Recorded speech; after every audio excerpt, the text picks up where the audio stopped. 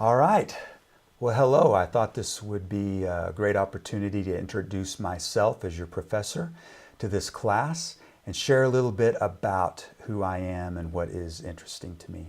I think if you wanted to get to know who I am, there would be 6 areas of my life that would be really important for you to know. So let's go through those 6 areas. The first area I would like you to know about is going to be my name. So this is my name right here. It is Robb Brewer. Now, something for you to note on Robb Brewer, it's that my first name, R-O-B-B, is obviously spelt with 2 B's. Now, I don't know exactly why my first name is spelled with 2 B's, but it is. It has always been spelled with 2 B's, and my parents just named me with 2 B's. Now, my given name is Robert, but I go by Robb. All my friends and family call me Robb.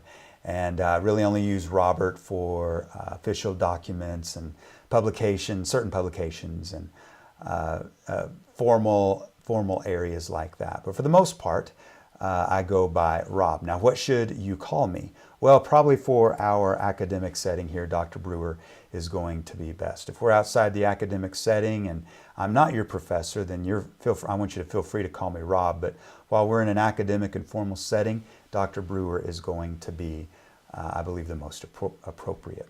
All right, so the second area about my life that would be important for you to know is where I got my PhD from. And it's important because I am a full-on fledged Aggie. That's right, I went to Texas A&M University. It took me 9 years to go through my PhD process, and it was exhausting and frightening at times, but we got through it, we finished it, and in 2015 I walked away with a PhD in education from Texas A&M University. So on occasion you'll see me and hear about me rooting for the Aggies, and I just can't get it out of my system. Love the Aggies, love Texas A&M University. So it's a big, big and significant area in my life. The third area I would want you to know about are my hobbies. So I have a handful of hobbies that I regularly go to. The first one is going to be cycling. I am an avid cyclist. I love to get on my bike. I'm a road biker, not a mountain biker. I love to get on my road bike and get some exercise and get out on the road. It's absolutely tremendous. This isn't an image of me. It's just something I grabbed from online, but it does represent what I really, really enjoy doing, which is cycling. Used to be a really strong runner, but my knees don't really handle that anymore. So now I swim, but cycling is really kind of where things are at for me. The next thing I really like to do in my hobbies, I love woodworking. Now, this image right here is an image of a table that I built for my daughter's wedding. She was looking for something specific that she could put gifts on during the wedding as people came in, and so I built this for her, and now it sits inside her apartment, I think, as a coffee bar. And I have a woodworking shop in my garage that I am regularly constructing and building items out of wood. It's just a fantastic way for me to relax and to engage with creativity. The next thing in my hobbies that I really enjoy is landscaping. So this right here is an image of my backyard, and you can see, man, look how green that grass is. Wow. It doesn't look like that right now as I'm talking to you, because as I'm recording this, it's winter time. In fact, it's December right now, so it's pretty cold outside. But you can see that I've got a little pathway that I've built over there. There's a fountain in the back that red item is a fountain that I put in. You can see a fire pit there as well. And to draw in my woodworking, you can see that pergola right there that I built as well. So landscaping and working on the yard, man, I really, really enjoy doing that. Also right here is an image of a gate that I built. That gate that's behind these 2 individuals, that's a gate that I built a few years ago as I was working on my PhD, and it was a great way for me to relax from the writing process as I was putting everything together. So those are some of my most significant hobbies. And while we're on this image right here, let me start talking a little bit about my family, because that's the next area that's of most importance to me. So the image of the young lady that's standing next to me here, this is my daughter, Regan. Regan, at the time this picture was taken, she was 15 years old, and she's about to head to her homecoming dance at high school. She's just a beautiful young lady in high school. She's a cheerleader, and I'm just incredibly, incredibly proud of her. In 2018, we had 2 weddings in my family. That's right, 2 weddings. 2 of my children were married. So this image right here is an image of my son's wedding, which happened in July. And he married a beautiful young lady there. You can see over here, this is an image of me. This is my beautiful wife, Jill. We've been married for just coming up to 25 years. It's what a wonderful marriage we've had. And over here is my 3 daughters. So I've got 1 son and I've got 3 daughters. This is Regan, who you saw earlier. Interestingly, when this picture was taken, it was 107 degrees outside. Very, very, very warm. No one's really sweating, but we are all fighting back the perspiration because it's pretty warm. This image right here is my daughter's wedding day, and this is October of 2018.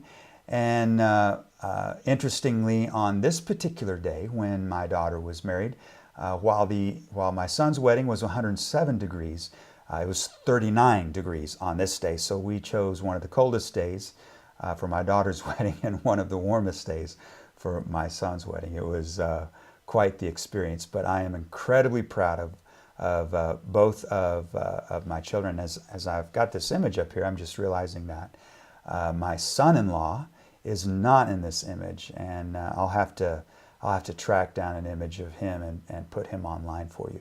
So this is my family minus my son-in-law. So one more image I wanted to show you here related to my daughter's wedding. And this is me seeing my daughter for the very first time in her wedding dress. Now, I think the photographer did an amazing job capturing the poetry of the moment. She used mirrors that were in the room to capture my daughter, who is right here. This is her in her wedding dress. At the same time, she's capturing my wife, who is over here in the mirror, and you can see just the emotion on my face. It was an incredibly emotional day, and this is just a beautiful, beautiful picture that kind of brings that all together. And then the last image I wanted to show you is my daughter. This is Rebecca, and she continues to live with us. She has finished up high school and has not yet figured out what the next steps are for her in life. But she lives with us along with the 15-year-old who you saw earlier in an image. And so this is my family, and I'm incredibly proud of them and what they mean to me, and just very, very, very blessed. All right, so you've heard about my family, you've heard about my university, you've heard about my hobbies. What about my work? Well, let me go back a couple of decades, in fact.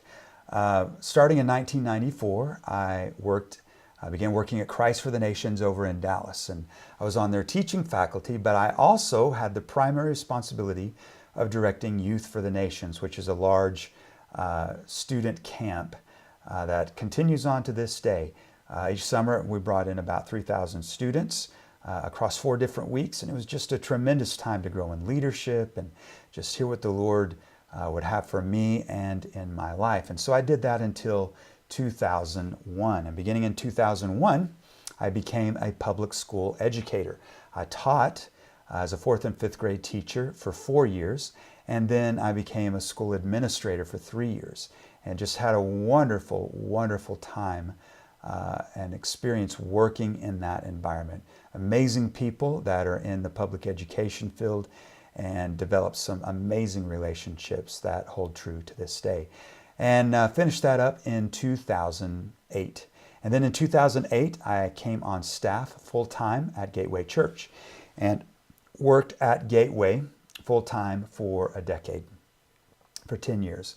And started as a ministry coordinator in 2008 and worked my way through the ranks of the organizational system of Gateway Church and eventually became an executive pastor. Some of the roles I had there involved overseeing Gateway Equip and the adult education and discipleship component of Gateway Church, and I did that across all the campuses for a season.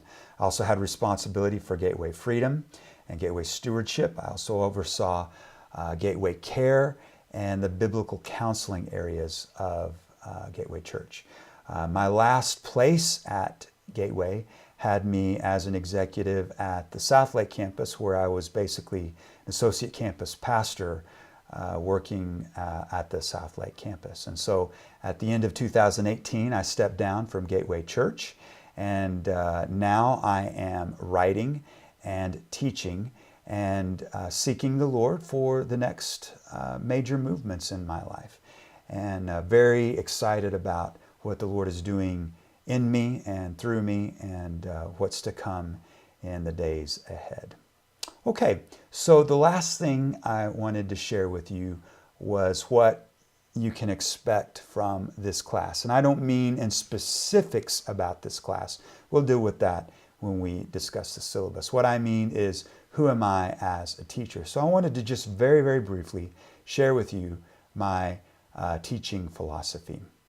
And so my teaching philosophy, I have it here on the screen, and I'll just read it to you. My goal in teaching is to introduce students to ideas and skills they have not fully considered, equipping them with tools to analyze those ideas and skills so each student might have sound reasons for accepting or rejecting those skills and ideas, in order that the ones they integrate into their thinking might change their beliefs, which will lead to a positive change in behavior.